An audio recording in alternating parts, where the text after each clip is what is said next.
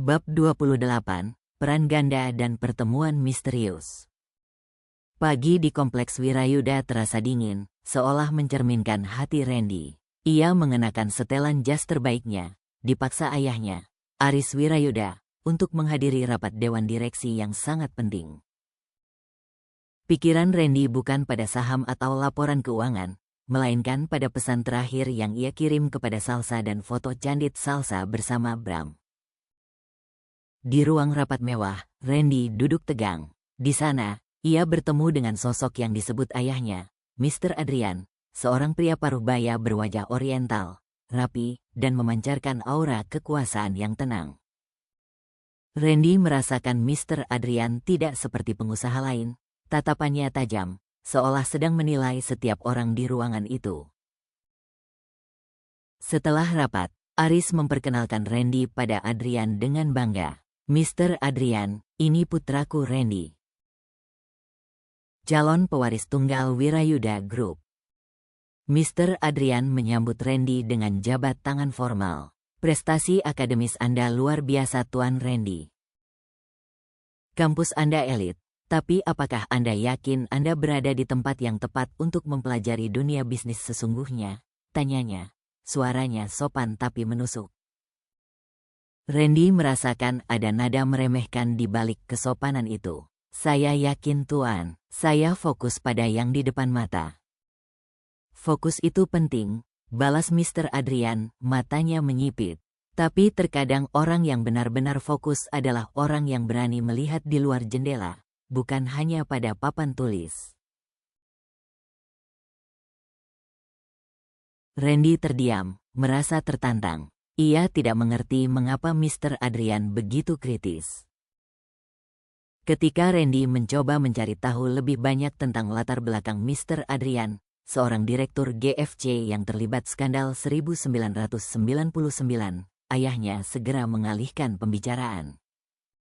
Cukup Randy, Mr. Adrian adalah partner potensial. Hormati dia, tegur Aris. Randy hanya bisa mengangguk. Ia merasakan adanya koneksi tersembunyi antara ayahnya dan Mr. Adrian, sebuah aliansi yang semakin mengikatnya ke dunia yang ia benci.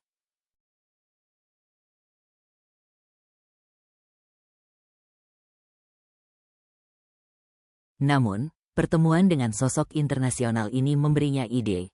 Randy harus menggunakan koneksi elit ini untuk mendapatkan informasi tentang ancaman yang menimpa Salsa.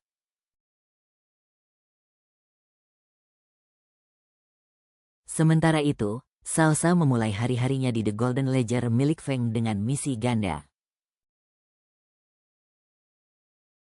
Secara lahiriah, ia adalah asisten magang yang rajin. Secara batiniah, ia adalah pewaris yang menyamar untuk mengumpulkan bukti kejahatan Feng. Salsa kini lebih percaya diri. Ia tahu dia memiliki chip berisi wasiat, dan ia tahu ada sekutu, Mr. Adrian, GFC, yang menantinya. Di kafe, Salsa tetap dingin dan profesional. Ia menggunakan kecerdasannya untuk memancing informasi. Tuan Feng, kata Salsa suatu sore, saat Feng memanggilnya ke meja kerjanya. Saya menemukan ada ketidaksesuaian kecil dalam laporan kas properti puncak 2 tahun lalu. Sepertinya ada biaya yang dibebankan pada holding real estate. Padahal itu seharusnya biaya operasional kafe. Feng menatap Salsa, senyumnya berbahaya. Oh ya, mahasiswi magangmu sangat teliti. Apakah itu ajaran dosenmu atau itu insting alamiah? Insting Tuan, akuntansi adalah tentang kejujuran, jawab Salsa, mempertahankan ketenangannya. Ia tahu ia sedang diuji. Feng tertawa kecil. Kejujuran adalah mitos di dunia bisnis. Tapi aku suka ketelitianmu. Dengarkan aku. Proyek properti itu bermasalah. Diurus oleh seorang pria arogan yang sekarang sudah pindah ke kampus elit. Pria bernama Leo Wijaya. Dia sering memanipulasi biaya pembangunan demi keuntungan pribadi.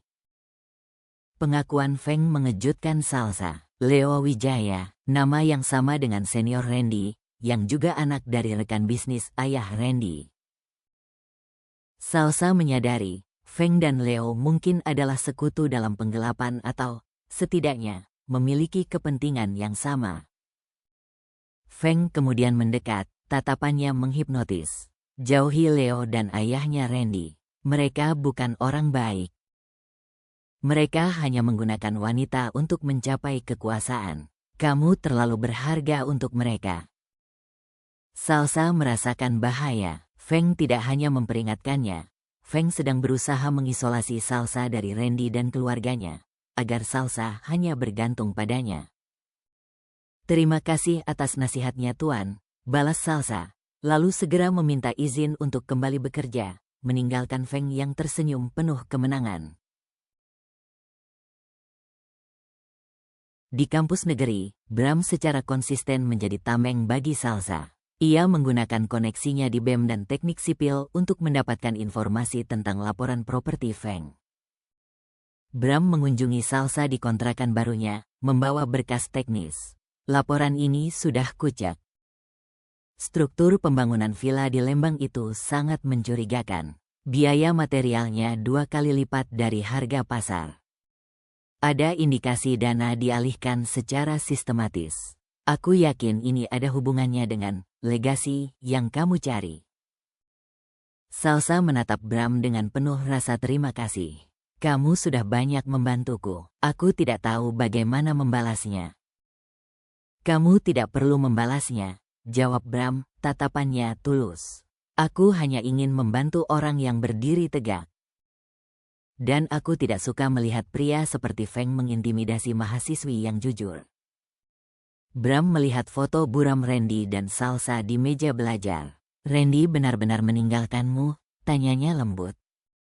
Salsa menghela napas, rasa sakit itu kembali menusuk.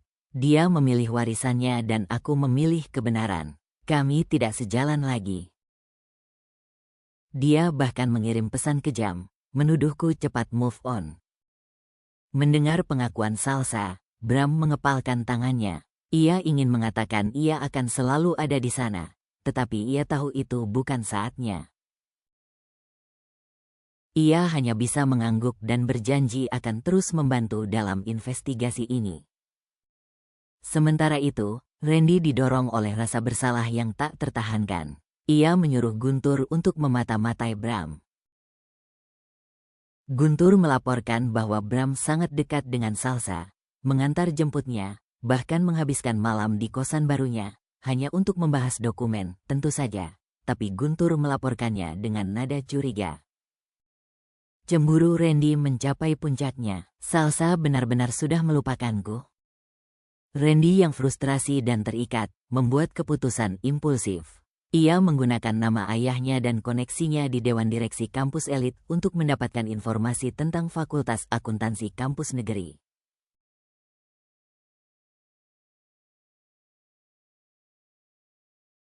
Ia menghubungi seorang staf administrasi yang takut pada nama Wirayuda, meminta data lengkap tentang beasiswa Salsa. Staf itu dengan gemetar mengirimkan file beasiswa Salsa. Randy membuka file itu, dan matanya melebar. Di sana, tertulis laporan bahwa beasiswa Salsa sempat ditangguhkan dan diperiksa ulang karena laporan anonim tentang masalah etika sosial. Ini terjadi tepat setelah ia dan Salsa berpisah. Randy menyadari, ayahnya tidak hanya mengancam, tetapi sudah bertindak. Ayahnya lah yang membuat surat ancaman itu nyata. Randy merasakan rasa bersalah yang luar biasa. Ia mengira ia melindungi Salsa dengan menjauh, tapi justru ia membiarkan ayahnya menyerangnya. Randy harus melakukan sesuatu. Ia tidak bisa menghadapi ayahnya secara langsung, tetapi ia bisa membantu Salsa secara rahasia. 4. Peran ganda Randy dan pertemuan rahasia. Randy segera menyusun rencana. Ia menggunakan koneksi ayahnya untuk menghubungi seorang advokat senior di Jakarta yang pernah bekerja untuk GFC bernama Mr. Darmawan. Randy berbohong kepada Darmawan. Ayah saya ingin saya magang di GFC di Singapura tahun depan, tapi beliau ingin saya mendapatkan informasi awal. Bisakah Anda memberi saya insight tentang GFC dan skandal 1999? Mr. Darmawan yang terkesan dengan ambisi Randy, setuju. Mereka bertemu di sebuah kafe tersembunyi. GFC 1999 adalah skandal besar. Pendirinya, Arman Santoso, inisial AS, dituduh menggelapkan dana. Tapi banyak yang percaya dia dijebak oleh rekan bisnisnya, jelas Darmawan. Dan yang paling penting, Mr. Adrian yang Anda temui tadi pagi, adalah pengacara pribadi Arman Santoso yang bertugas melindungi aset dan pewarisnya. Randy terkejut. Mr. Adrian adalah pengacara yang melindungi pewaris Arman Santoso. Pewaris itu adalah Salsa. Darmawan melanjutkan. Ada desas-desus bahwa pewaris Arman Santoso kini sudah dewasa dan akan segera muncul untuk merebut saham mayoritas yang disembunyikan. Dan orang yang paling takut dengan kemunculannya adalah Feng, mantan auditor GFC, dan Leo Wijaya, anak dari rekan bisnis pengkhianat Arman Santoso. Randy membeku. Ia kini memiliki potongan teka-teki itu. Salsa benar-benar pewaris GFC. Ayahnya sendiri bersekutu dengan Mr. Adrian, GFC, untuk deal bisnis, atau bersekutu dengan musuh GFC. Atau mungkin Leo dan Feng adalah pengkhianat yang bekerja sama untuk menguasai aset. Randy menyadari betapa parahnya kesalahannya. Ia menjauhi Salsa karena ayahnya. Padahal Salsa adalah putri dari seorang konglomerat yang dijebak, dan kini diburu oleh Leo, saingannya, dan Feng, pria yang mengincar Salsa. Malam itu, Randy mengirim pesan rahasia, menggunakan ponsel sekali pakai, ke nomor yang ia curi dari berkas Salsa, nomor Mr. Adrian.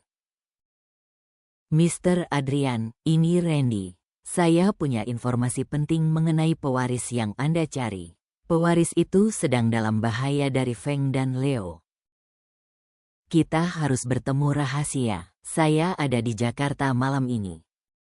Randy telah memilih sisinya. Ia harus bertindak sebagai agen ganda, pura-pura patuh pada ayahnya, tapi bekerja sama dengan Mr. Adrian untuk melindungi Salsa dan warisannya.